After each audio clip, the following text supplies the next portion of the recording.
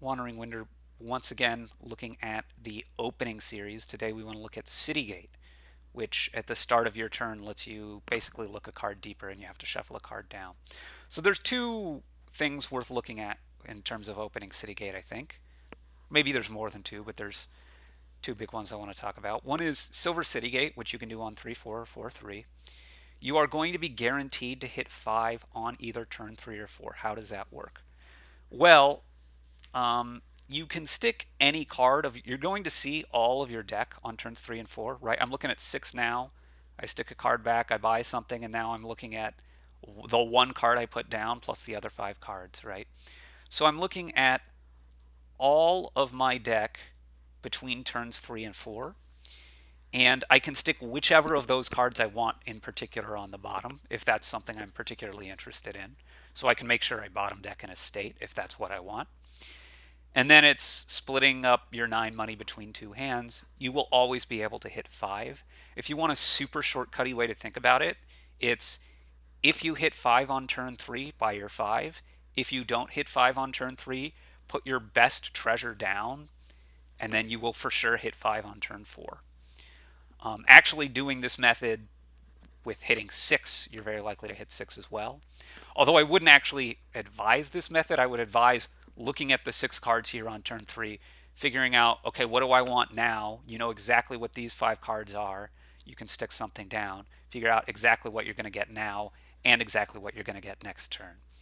Pretty simple, just requires a little bit of thought, but it's good to know that Silver Citygate is always going to hit 5 and it's almost always going to hit 6. The only way it missed 6 is if on this turn 3 hand you're looking at exactly 6 coppers or exactly 5 coppers and 1 estate. Then you're going to miss 6. But any other hand, you will be able to hit 6 if you want it. The other thing about opening Citygate is on the 3-4 exactly, you can open Citygate on turn 1.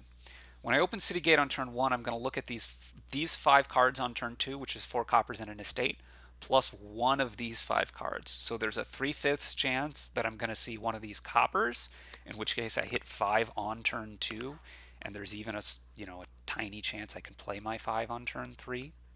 If not, I'm going to be able to play it, turn 4. Or if I miss 5 on turn 2, the 40% chance that I draw one of these estates, then in that situation, I can stick a copper down, or stick anything down, buy a silver, and it's exactly as if I'd opened Silver Citygate. Well, it's not exactly because part of my shuffle's set up in a particular way, but just like when you've opened Silver Citygate, then in that case you are still guaranteed to be able to hit 5, just like in the first example that we talked about. So you have a chance to high roll, a good chance, 60% to high roll a 5 on turn 2. And even when you miss, you still get to hit 5 on turn 3 or 4, not any slower.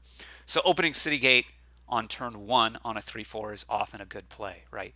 In this case, I can, take an embassy, take a silver, run along and have a really good deck. And Embassy's not even probably a great 5 to be doing this for, but maybe good on this board. Not really thinking about this board. Anyway, that's Citygate. You can always hit 5. You can usually hit 6. Sometimes you can hit 5 on turn 2 if you open Citygate on the 3-4 exactly. That's what there is to know about this. Thanks for watching. We'll see you next time.